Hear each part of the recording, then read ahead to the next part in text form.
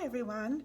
Today we are going to be making hand turkeys, and we're going to put them in environments or places that we might want to be. So there's the traditional sort of farm turkey, but then you can use your imagination. This turkey is like the 4 astronauts this week that just went up to the space station, and they're going to be staying there for a while. So I thought maybe a turkey might like going in outer space.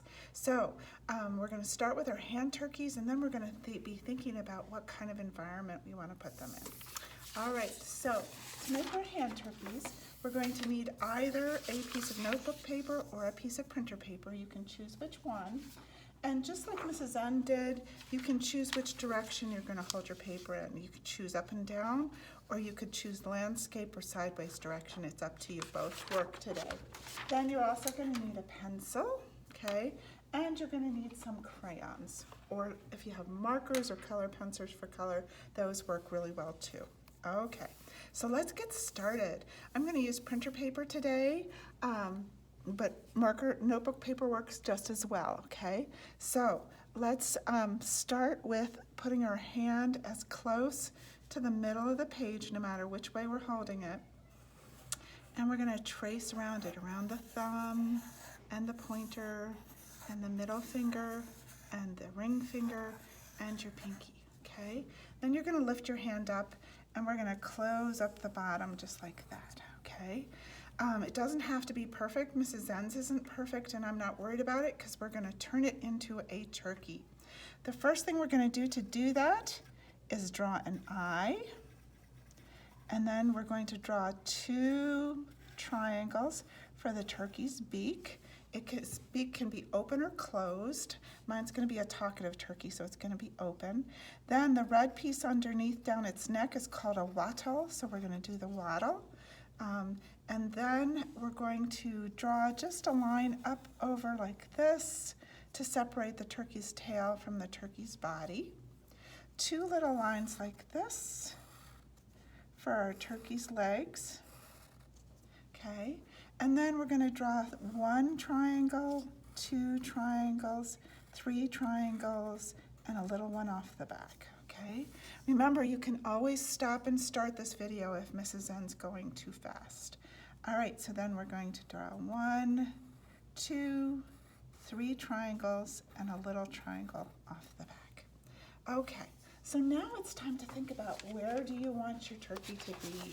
Okay, like this one's an astronaut turkey and this one's a farm turkey. Where would you like your turkey to be? I thought my turkey might want to be under the ocean with some fishes. Okay, so different kinds of fish.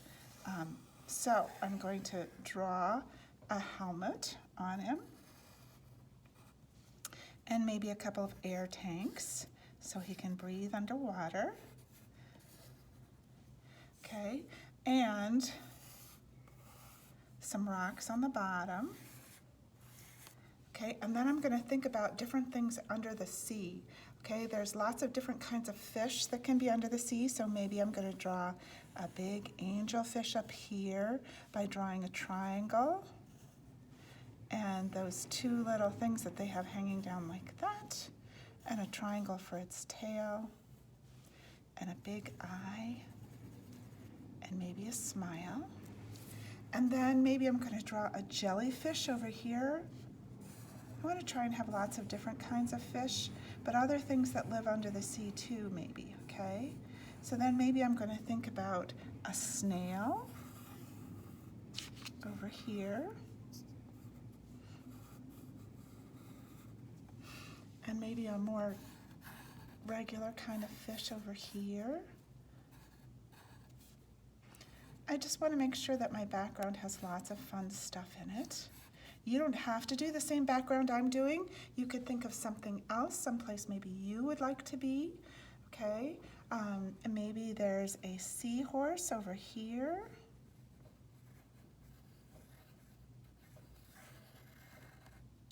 Okay, so just think of some things that you can put in the background. All right, and when you have your things all drawn out with pencil, it's time to think about what you want to use for color. If you have crayons, go ahead and use crayons for color.